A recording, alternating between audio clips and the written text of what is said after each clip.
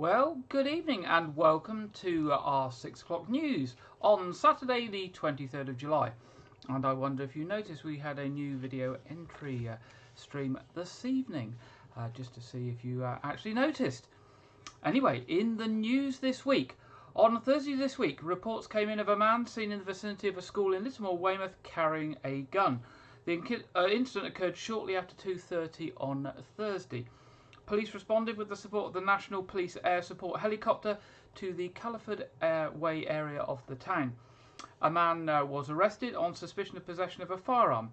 The police have said no access was gained to any of the schools in the area and there was no need to evacuate any of the pupils. No gun so far has been recovered. Now, opinions are divided on the revamp of the forecourt of Weymouth railway station as the major project nears completion. The station forecourt project is thought to have cost around £1 million. Around half the money of the scheme came from South Western Railways and the remainder was provided by Dorset Council, Public Health Dorset, Weymouth Bid and Weymouth Town Council. One area of criticism has been the potential for further congestion due to the new bus stop and bus routes. Others have said that they felt it could look a lot nicer with so much money having been spent on it. And some felt that the redesigned forecourt was not very friendly and welcoming to those coming from to the town. The project includes improvements to the station forecourt, the creation of a cycleway and a walkway linking through to the Jubilee Business Park, and later on in the year some landscaping will be undertaken. Well, hopefully the landscaping will make a difference, because I do admit it does look a little bit bland at the moment, but hopefully with some planting it will look a lot different. If you've got any views on the new station forecourt, do let us know. We would love to hear. Now, volunteers from Dorset County Hospital were treated to a summer tea party as a thank you for their hard work this week. More than 50 volunteers gathered at Sunning Hill Preparatory School in Dorset for an afternoon of fun and games, plus sandwiches, cakes and refreshments by Dorset Delights. Chairman of Dorset County Hospital Mark Addison and Chief Nursing Officer Nikki Lucy also attended and presented service recognition certificates to those who had completed between 3 and 25 years service as volunteers at the hospital. Among those receiving certificates were Ruth Bell for 20 years of service with the Friends of Dorset County Hospital and the longest serving volunteer Wendy Lake with 25 years of service. Volunteers at Dorset County Hospital provide support throughout the hospital. They come from a variety of backgrounds and experience and skills, and they bring to the hospital are greatly valued. If you would be interested in volunteering at the hospital, and sometimes some of the first people you see when you walk through the door are some of those hospital volunteers, checking that you're knowing where you're going, then you can find out more by emailing volunteering@dchft.nhs.uk. That's volunteering at dchft.nhs.uk, or by telephoning 01305 255 351. Now, a report will go to Dorset Council's Places and Resources Overview Committee this week, outlining plans for the Redlands Community Sports Hub in Weymouth, and puts together the long-term future of the indoor facilities in the hands of groups and the local community. You'll know this is a story that we've been covering for some time, as originally it thought it was going to close altogether. The plan also sets out exciting plans for the outdoor facilities at the site and how the finances around the proposals will work. Following Weymouth College's decision to hand back the lease, Dorset Council members and officers listened closely to the concerns of the community at Redlands and worked with the college and Active Dorset to produce a plan that would improve the outdoor facilities and give current users an opportunity to keep the indoor facilities open. The proposals are subject to a successful application for some grants, though, however. Now, Active Dorset's proposal sees developments to the outdoors, including a brand new community cafe encouraging visitors to be more active in the outside environment, building a new 3G synthetic turf pitch to meet demand, refurbishing the existing 3G pitch, creating a new hard surface loop for walking, jogging and cycling, developing a trim trail and informal play spaces, and soft landscaping and planting. The indoor facilities would be managed differently. Active Dorset would introduce a trusted key holder scheme, where groups and clubs take responsibility for the facilities during their usage time, setting up and taking down their own equipment and securing the building when the last person leaves. All bookings and inquiries will be taken online, removing the need for customer service staff on site. Bookings will generate a code which will enable users to access the building through a coded entry point. The proposed plans would also see the conversion of the underutilised squash courts into a modern multi-purpose studio and the creation of a new community cafe and children's soft play area. Dorset Council will be responsible for ensuring the maintenance of the buildings, the boundary fences, car parks, access roads and the other built infrastructure. Weymouth Town Council has also committed to providing £35,000 annually for the next 2 years in support of keeping the indoor facilities open. Now, if you're interested in that report, you can pop along to the Dorset Council website, dorsetcouncil.gov.uk, and search for Redlands Community Sports Hub, and you'll be able to get access to that report and have a read what's planned. But I have to say, it does look like the future for Redlands is very, very bright, and it's a wonderful facility. And obviously we wish well to everybody involved in keeping that facility open and developing it. Now, Weymouth RNLI crews were called to the rescue of 4 people on Monday evening this week. The call came from the Coast Guard at 7:10 on Monday after 2 paddleboarders got into trouble off Chesil Cove in Portland. This was quickly updated to 4 after 2 people had gone to try and help the first 2 paddleboarders. Both lifeboats were launched and reached the casualties around half a mile from the shore at 7:40 p.m. The first 2 paddleboarders were brought on board the boat and returned safely to the beach where family and Coast Guard rescue team were waiting. The incident had actually been called in by to the Coast Guard by Alice, who's an RNLI crew member and RNLI lifeguard supervisor who was on the beach with friends at the time of the incident. Alice said, "I saw 3 paddleboarders and 1 made it back and raised the alarm. I immediately contacted the Coast Guard and informed the family. The 2 other people set off to help before we could stop them. I think even the most experienced paddlers would have struggled in the breeze that was there that evening." The volunteer crew then went back and picked up the 2 other paddleboarders they had passed, who were still struggling to get back to shore. A spokesman for the RNLI in Weymouth said the RNLI always advises anyone paddleboarding to take part in any other activities around the coast to wear appropriate buoyancy aids and have means of calling for help. Now, Dorset Police are appealing for witnesses or anyone with information to come forward following a suspicious incident in Weymouth. At around 8 p.m. on Wednesday the 13th of July, 2 14-year-old girls were cycling along Weymouth Way when they noticed a man nearby. One of the girls left her friend and continued cycling along the Weymouth Way near to Pottery Lane when the man approached her.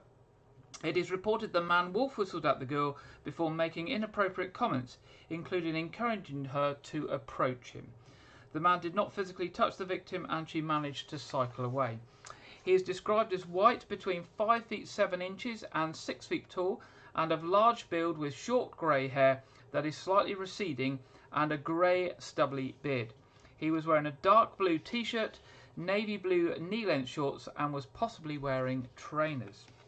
Now, staying with Dorset Police, officers are appealing for witnesses or anyone with information to another incident of an attempted robbery in Weymouth. It's reported that around 3 p.m. on Saturday the 16th of July, the victim, a local man aged in his 50s, was approached by 2 teenage girls in an alleyway off of Rodwell Avenue. One of the girls, who was in possession of a knife, demanded that the victim handed over his wallet.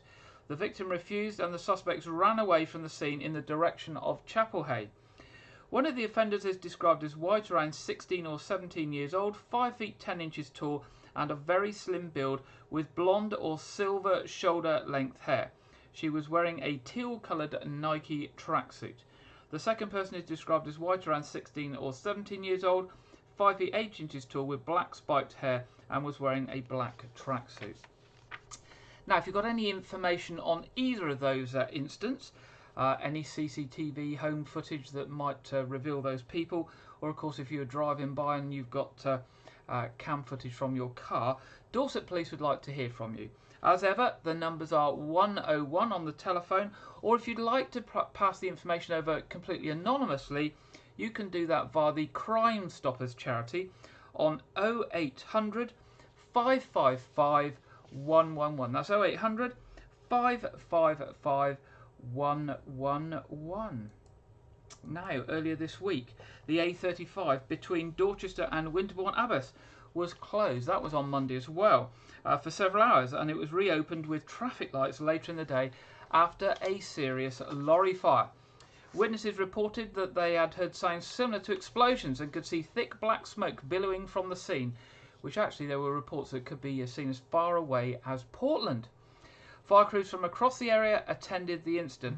It was expected that the road would have been affected for some time, since the lorry had been carrying hay which had affected the road surface, resulting in resurfacing work needing to be done. During the closure, traffic was directed via other routes, which put pressure on the roads through Martinstown, Winterbourne, Steepleton, Frampton, Tollerdown Gate, Rampisham Down and beyond. So it just shows how a fire in a vehicle like that can cause a lot of disturbance at the time, but also ongoing work with road repairs to the surface needing to be done. Now, from kits for basketball teams to refurbishing an accessible toilet facility at a bowls club, several community organisations have applied for grants from Weymouth Town Council. The applications will be considered at the Finance and Governance Committee on Wednesday this week, the 20th of July. Members of the public are encouraged to join the cafe-style meeting. I wonder if that means you get coffee if it's a cafe-style meeting. I think they probably mean it's just informal, but you never know, you might get coffee as well, with councillors, and to be part of the discussions. Weymouth Basketball Club applied for £1,500 towards basketball kits, and they don't have enough for all of the teams currently. They run basketball sessions for 9-year-olds through to adults, and they want to encourage people of all ages to play and be involved in the sports. Since taking over a former youth club building, Spark, that's the South Hill Park and Recreation for Kids, have been modernising it. They have applied for £2,250 towards removing old lighting dating back to the 1970s and replacing it with modern LED lighting. A request for help refurbishing an accessible toilet at Weymouth and Melcombe Regis Bowls Club has also been submitted. The club applied for £1,650 towards updating the decor and providing a new low-level hand basin with taps, new toilet rails and a new accessible warm water heater. And 3 primary schools, including St Nicholas and St Lawrence, Wyke Regis Federation, that's the infants and juniors, and Holy Trinity Primary, could receive a visit by educators from the charity Life Education Wessex and Thames Valley this autumn. They provide health, emotional wellbeing and drug education to children across Dorset, Somerset, Devon and Hampshire, and the group applied for £2,115 towards the cost of providing its Helping Children Make Healthy Choices programme. Now, your organisation could also benefit from such a grant. If you're interested, visit the Weymouth Town Council website. Just go into Google and type in Weymouth Town Council. And if you want to look at the papers and those proposals for the meeting this week, just go to the committee page and click on the agenda, and you will see all that is planned to be discussed at the meeting this week.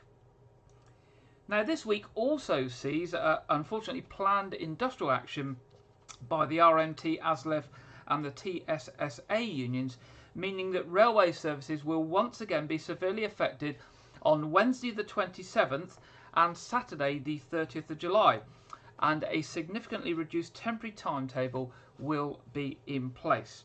On both strike days, an extremely limited service will operate between 7 in the morning and 6:30 in the evening, and last trains will leave much earlier. On non-strike days, no services will run before 7 o'clock. Due to the timing of the strike action, services either side of strike days will also be affected up to and including Sunday the 31st of July. Passengers are advised to find alternative ways to travel during the strike period. Only travel if absolutely necessary on the trains. The majority of train services will not operate, and there will be no services on some routes. GWR and South West Railways will operate as many trains as possible during the strike action. However, most train services will be affected on the days announced. Now, certainly from Weymouth, we do know for sure that GWR will not be operating any of the Heart of Wessex line, that is the Weymouth to Westbury service. And we know previously that South West Trains didn't run any services from Weymouth. I think the first train started in Southampton. So likely to have significant effects, certainly for those in Weymouth and South Dorset and across to Wareham, etc. So, with train drivers set to strike on Saturday the 30th of July, it's expected to operate even fewer services on the second of the two strike days. So, the Saturday will be worse than the Wednesday. Customers who have already purchased tickets can claim a full refund or amend their ticket. Those who travel and are delayed may be entitled to delay compensation if they are delayed for 15 minutes or more. Season ticket holders can apply for compensation through the Delay Repay scheme. Now, this summer, Dorset Council is trialling a new way to engage with communities. Face-to-face engagement and conversations between communities and the council has changed in recent years. Following the pandemic, it has never been more important for Dorset Council to listen and work with residents, to understand their needs and ensure that the services are being designed and delivered in a way that meets the needs of the people of Dorset. Councillor Laura Bedder, who's Dorset Council's portfolio holder for culture, communities and customer service, said, "I am really excited to trial sofa sessions." So we've had cafe meetings, now we've got sofa sessions. We want to get back out there and talk with our communities to have open and informal conversations about what it is they need and what would make Dorset a great place to live, work and visit. The world around us continues to change and we must adapt to the challenges that our communities face as a result. Your input really can make a difference, but we first need to hear from you. We want to invite you to talk freely with us, to let us know what you need and what you think we could do differently. Joined by elected members and officers, Councillor Beddoe will lead 5 sofa sessions in high streets in Dorset this summer, with a view to visiting more locations next year. Now, in South Dorset, the key date to note is the Saturday the 1st of September, 10 o'clock to 1 p.m. That's Saturday the 1st of September, 10 o'clock to 1 p.m. in Weymouth, in the square outside the White Hart pub, right there in the centre of town. And if nothing else, pop down to see if they actually have got a sofa there. Are they going to have comfy chairs sat in the middle of the square for you to sit down and have a chat with them? But it's definitely an opportunity for you to meet with people from Dorset Council who are making decisions about the services for you, the people of Dorset. So do go down and have a chat with them. They would be really pleased to hear from you. Now, Weymouth Town Council are asking, what do you love about Weymouth's parks and gardens? To celebrate Love Parks Week, there we go. We have days and weeks for everything these days, don't we? But it's Love Parks Week from the 29th of July to the 5th of August. Residents and visitors are being asked to tell the Town Council what they love about Weymouth's parks and gardens. The favourite comments will feature on signs which will be dotted around the local green spaces during Love Parks Week. So your comments could be up on a big sign at one of the parks or gardens in Weymouth. Weymouth's beautiful and diverse parks and gardens provide areas for people and visitors to rest, play, learn, socialise and exercise. They also provide safe spaces for nature to flourish and help to promote biodiversity in our local area. What's not to love about them? And it is, as we say, Love's Parks Week. The council want to hear why their parks and gardens are important to you and what you value and love about them. You can contact the council via social media on Facebook, Twitter or Instagram. Just search for Weymouth Town Council. Or you can send in your comments by email to parks@weymouthtowncouncil.gov.uk. That's parks@weymouthtowncouncil.gov.uk, and they would like those comments before the 29th of July. And entries should be no more than a sentence long. So do pass your comments in to Weymouth Town Council there. You never know. One of your comments might be posted up in one of the parks and open spaces in Weymouth. And of course, if you want to find out more about the parks and gardens in Weymouth, pop along to the Weymouth Town Council website, and there's lots of information on there about the parks and gardens. Now, staying with gardens, can Weymouth experience the Can Weymouth experience the sweet smell of success once again? Tourism officers and council leaders are certainly hoping so. They spent a day this week with the judges from the Britain in Bloom competition, who were looking obviously at the entries for the 2022 contest. This year's judging session comes after Weymouth scooped a Britain in Bloom Gold Award last year after the town was entered for the prestigious competition for the first time. On Tuesday this week, judges were shown the town's improved train station, floral boat installations, hanging baskets, the quay regeneration, heritage slabs and the sculpture trail. Volunteers met judges at the Peace Garden, and the group, including Weymouth Mayor, Councillor Anne Weaving, walked via the Nose Tavern and the garden steps through the South Harbour via the Old Town Pump and old rooms showing the heritage slab installed there, plus the baskets and flags in Cove Passage. The team continued over the iconic Town Bridge and took in the regeneration of the South Quay. Next, they looked at the newly planted pots along the harbour side and the recently installed planted boat. They then enjoyed a trip via the land train to appraise the businesses along the esplanade and, despite the thunderstorm, enjoyed the beach and Brunswick Terrace, plus planted beds along the promenade, ending the tour at Weymouth's famous Green Hill Gardens. The town's entry to the competition is spearheaded by the Weymouth Business Improvement District, trading as We Are Weymouth, working in partnership with Weymouth Town Council. And of course, we wish them well for the Britain in Bloom competition this year.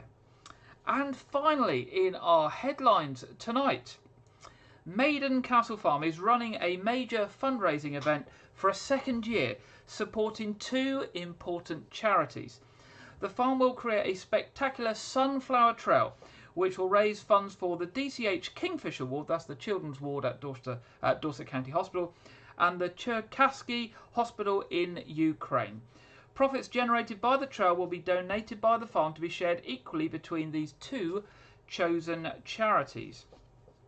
This year's organiser Hazel Hoskin is working closely with Dorset Town Council on a range of additional events and activities in Dorchester itself, all based around the theme of sunflowers to create a summer of sunflowers. Now, we did cover this last year and we had some live video from the sunflower maze, I think it was, and I know it went down really well last year, so do watch out for this one. Do pay them a visit. Now, visitors will be encouraged to visit Dorset Town Centre to see spectacular sunflower sculptures suspended across South Street. There will also be 25 sunflower-themed shop windows across the town and Poundbury as local retailers join in with the activities. Also encouraging you to see how many of those you can actually find. Dorchester's beautiful Borough Gardens will be a popular venue as it showcases a range of sunflower varieties which have been specially grown to highlight the beauty of these amazing flowers. From Wednesday the 20th of July, tickets can be booked online for time slots, but there is no rush. We want you to enjoy the sunflowers. That's what they say from Maiden Castle Farm. So when you get there, you can stay as long as you like. People starting the trail will get a map on entrance, complete with a quiz to challenge you as you navigate to the trail. Dogs are not allowed in the sunflower field as the sunflowers are going to be harvested to go into the food industry, but dogs are allowed on the Maiden Castle Hill Fort nearby. Registered disability assistant dogs are the only animals allowed in the sunflower trail. The main event will happen in August at Maiden Castle Farm itself, when the sunflower crop is fully grown and in its full glory. The sunflower trail created on the farm will be a highlight for many people, especially the many thousands who visited the attraction last summer. So it was very, very popular last summer. Lots of positive feedback about it. The main sunflower trail will take an estimated 30 minutes, but there will also be a shorter trail for any visitors with accessibility requirements. The attraction will include a photograph competition, opportunities for sundowner sessions, Pilates in the Sunflowers, and more things to be announced. To boost the green credentials of the event this year, visitors will be encouraged to follow a special scenic pavement path all the way from Dorset town centre to the heart of the trail, a distance of about 1.5 miles.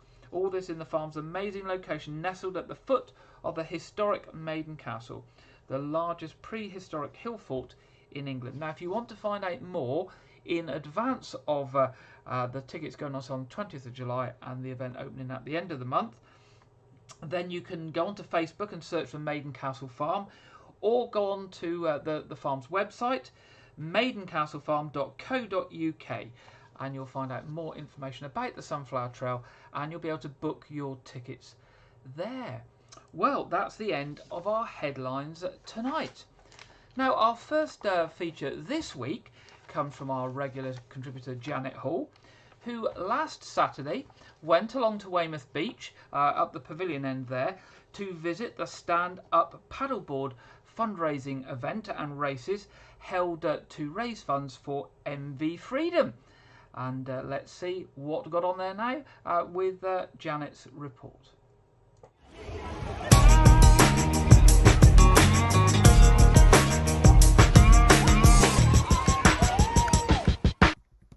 Hello. You'll have heard us talk about the amazing work of MV Freedom before, how it provides access to the sea for people living with disabilities by sailing round the Jurassic Coast or Portland Harbour. They only ask for a minimum donation of £5 per person so that it is accessible to all. And all the skippers and crew give their time free.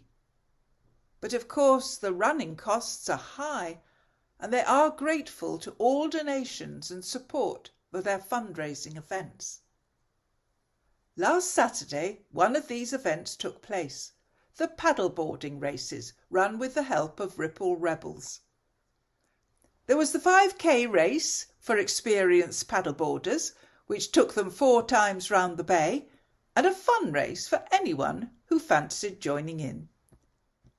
In the 5k race, the winning place was hotly contended between Marcus and Phil, with Marcus getting first place. It took a while before all the competitors were safely back.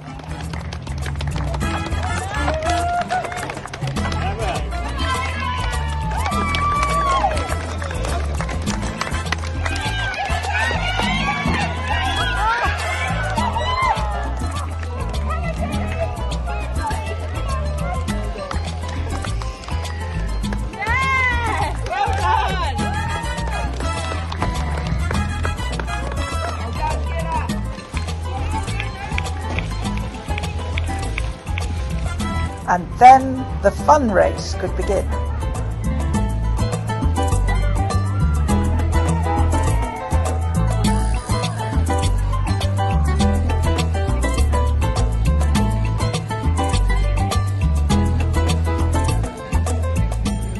Councillor Kate Weller, who is president of MV Freedom, gave the medals and the bottles of wine.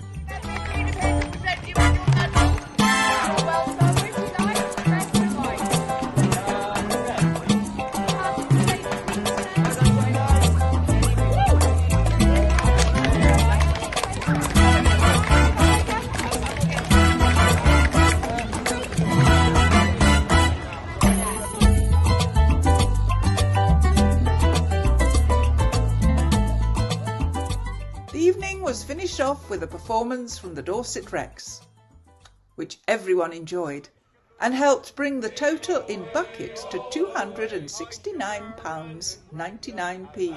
South Australia, all the way to Rolling King, heave away, all the way, oh hear me sing, we're bound for South Australia, down the high oh, we're bound for South Australia.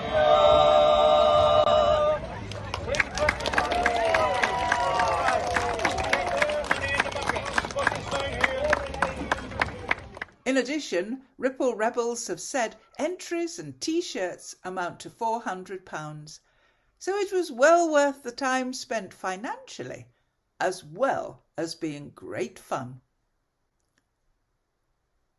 The next big event will be the sponsored swim on Sunday the 28th of August, so we look forward to that. Watch out for details.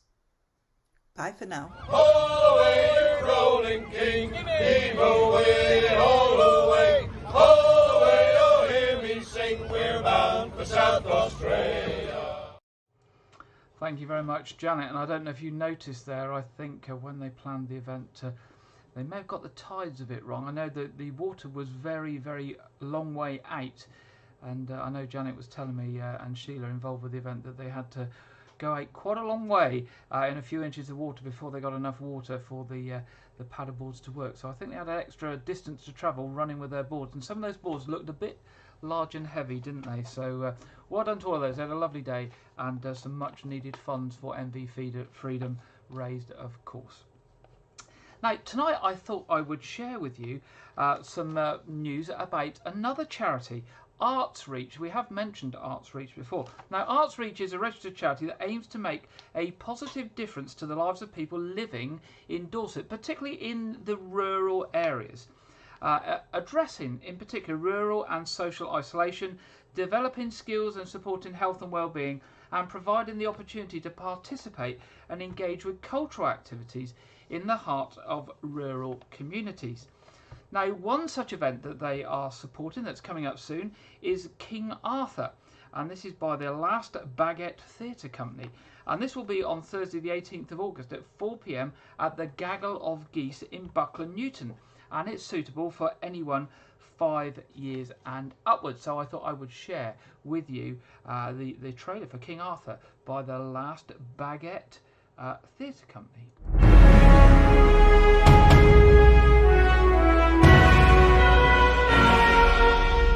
Is it here, my lord? You really think that this is the spiritual home of Camelot? Numpty? No, you're at Numpty. Knights, please! Onward to Camelot! It's just around the corner, my lord. This is not Camelot! You Wally! You're a Wally! You're a Wally! Wallies? You're a Wally! You're a Wally!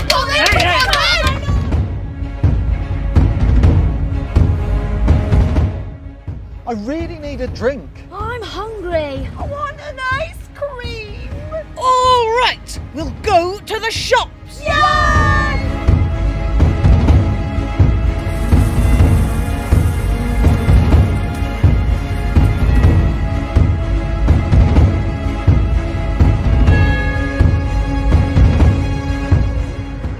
My lords, we have found Camelot! Get the set. It's in Carlisle. I promise we'll be ready for you at your venue and tell the story of the one true King of Britain, me, King Arthur of the Round Table. So we got the table. That's not round, that's square!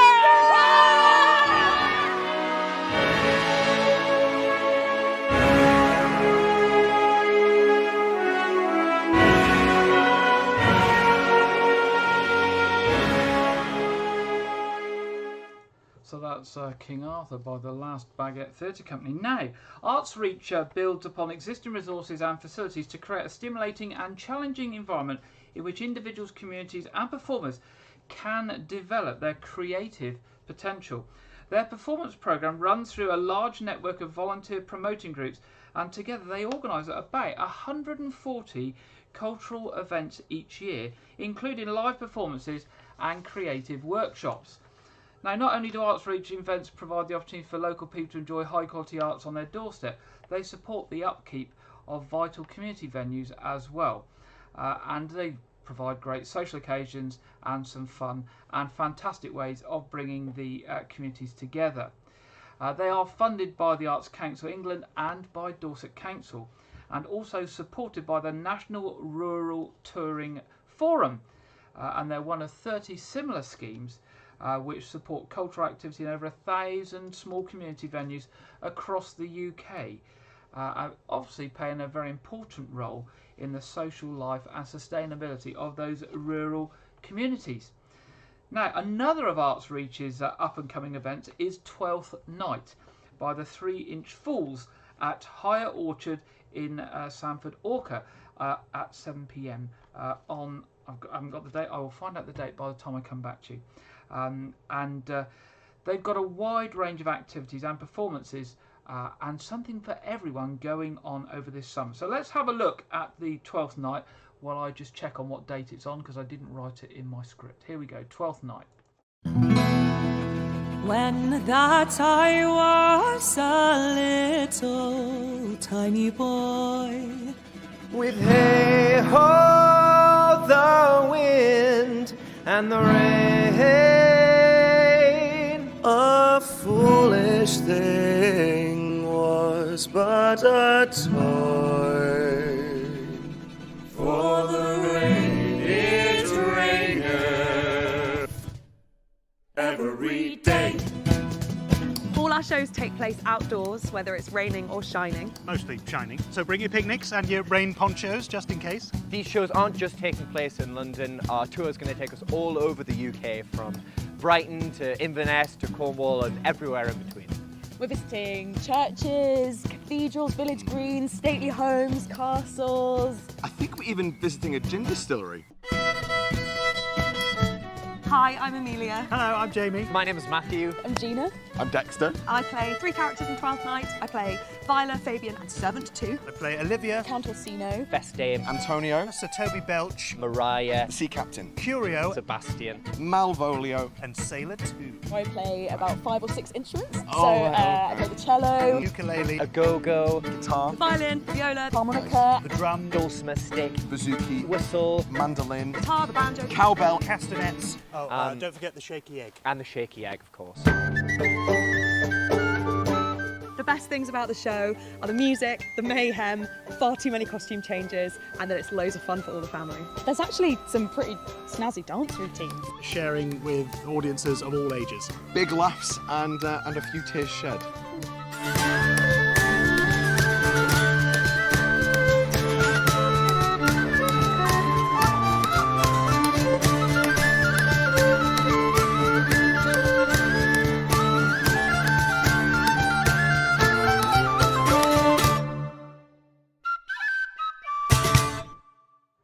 There we go. Now, while that was running, I did manage to check the date. It's the 21st of August at Sanford Orcas. That's right up north Dorset.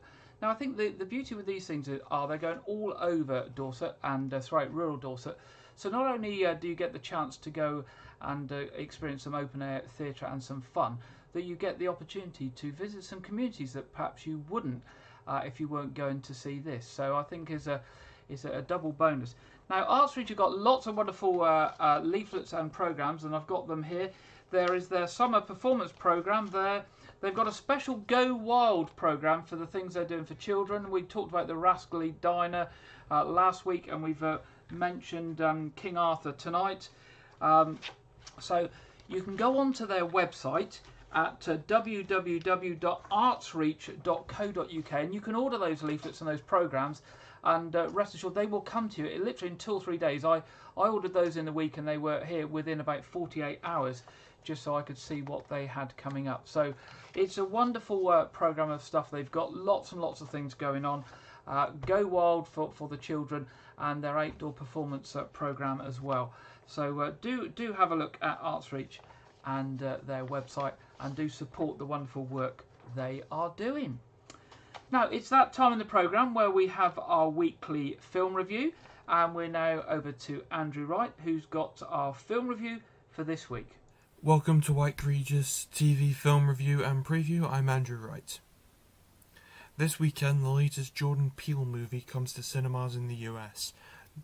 Nope follows on from the critical success of Peele's first 2 movies, 2017's Get Out and 2019's Us, for which Peele is both an Oscar nominee and winner. Nope stars Daniel Kaluuya, Keke Palmer and Stephen Yeun as residents of an isolated town who witness an abnormal event. In an attempt to capture video footage, of an unidentified flying object. Critics' reviews from the Hollywood premiere this week praised the film's originality and ambition and Peele's directing as adding Spielbergian spectacle to his repertoire. Nope comes to UK cinemas on August 12th. This weekend, the latest Russo brothers movie releases on Netflix. The Grey Man is an action thriller that is Netflix's most expensive project to date. The film stars Ryan Gosling, Chris Evans, and Ana de Armas, and centres on the CIA's most skilled mercenary who accidentally discovers dark CIA secrets and becomes hunted around the world by a psychopathic former colleague and international assassins. Critics' reviews are mixed, with praise for the cast but criticism for its script and pacing. This week, the first trailer for Halloween Ends the final film in the Blumhouse Productions sequel trilogy to the original 1978 Halloween film was released. The film features the return of iconic horror actress Jamie Lee Curtis as her character Laurie Strode from previous Halloween films. The film takes place 4 years after 2021's Halloween Kills and features Laurie living with her granddaughter and is finally letting go of all her fear and anger by writing a memoir. But a murder in Haddonfield ignites a cascade of violence and terror that will finally force Laurie to confront the evil she couldn't control once and for all. Halloween Ends comes to UK cinemas this October, courtesy of Universal Pictures. This week, Doctor Strange in the Multiverse of Madness was released on home video, DVD, Blu-ray and 4K Ultra HD. Currently the second highest grossing movie of 2022, Multiverse of Madness is directed by Sam Raimi, famous for the Evil Dead and Tobey Maguire's Spider-Man trilogies, and stars Benedict Cumberbatch, Elizabeth Olsen, Benedict Wong, Xochitl Gomez and Rachel McAdams, and revolves around Stephen Strange protecting America Chavez, a teenager capable of travelling the multiverse, from former Avenger Wanda Maximoff. In my review of the film that I did for the Disney Plus release, I gave it 4 stars. My weekend movie pick this week is Now You See Me Too. The film is a heist thriller that uses real-life magic as a gimmick with the characters. The film features an all-star cast including Jesse Eisenberg, Mark Ruffalo, Woody Harrelson, Daniel Radcliffe, Michael Caine and Morgan Freeman. The film is about a group of Robin Hood magicians known as the Four Horsemen being abducted and recruited to steal a data chip that can access any computer system in the world. Be sure to check it out, and the first film as well, but I personally think that the sequel is better. That's all I have for this week, but be sure to check back next week where I will talk about DC's League of Super Pets. Now back to Gary in the studio. Thank you, Andrew, for the film review this week. And now it's that time in the programme where we have the national weather forecast. And this week we are joined by Annie Shuttleworth from the Met Office. Hello, welcome to the latest national weather from the Met Office.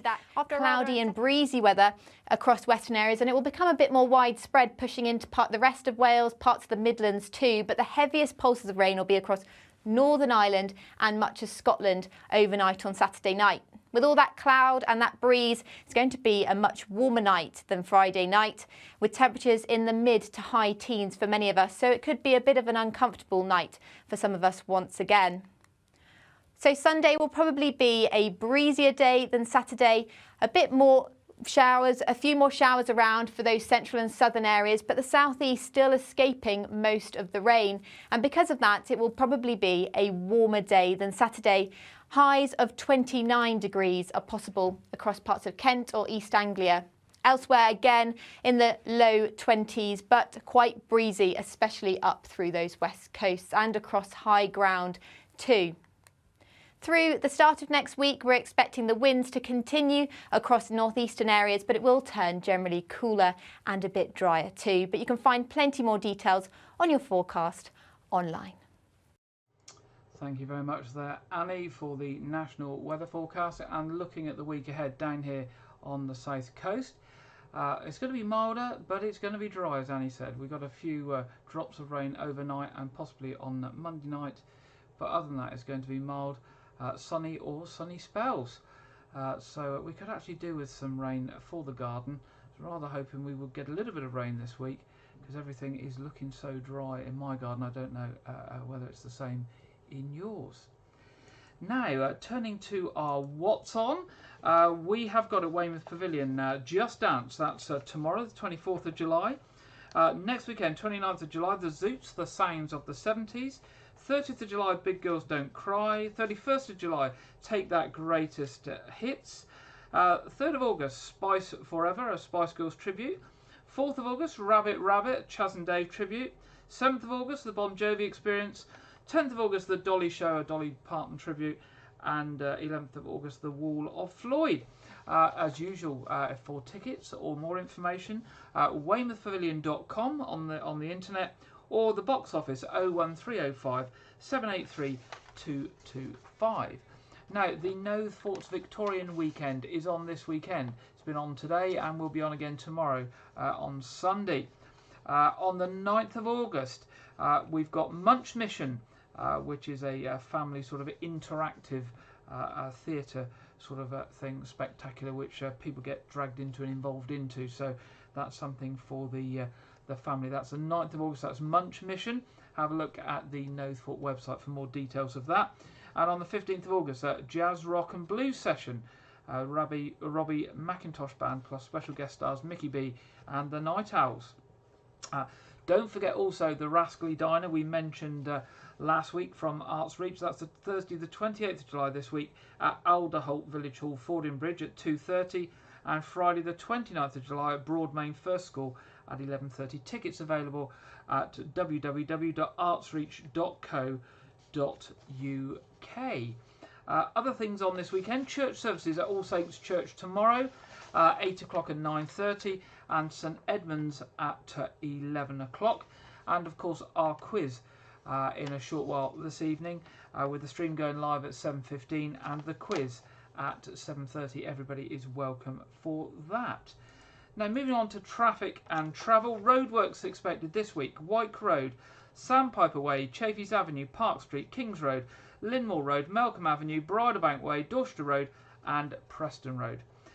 Rail travel, as we said, there's no notified engineering works, but we do have the strikes on Wednesday and on Saturday, where there will be no service from Weymouth. But services basically affected all week, as trains are in the wrong place and all sorts of things. So, do be careful if you're expecting to travel by train this coming week. Now, that brings us towards the end of our programme this evening. If you have any items for our team here, for Janet, Andrew or myself, any events that you've got coming up, any news for us or any fundraising that you're doing, do drop us a line at news@wykeregis.tv. We would love to hear from you. But if not, that's all we have for you folks. Enjoy the rest of your weekend. Enjoy the start of the summer holiday if you finish school this week and you're off on a family holiday. And we will be back with you 6 o'clock next Saturday, same place, same time, with your weekly news programme. I'll say good night for now.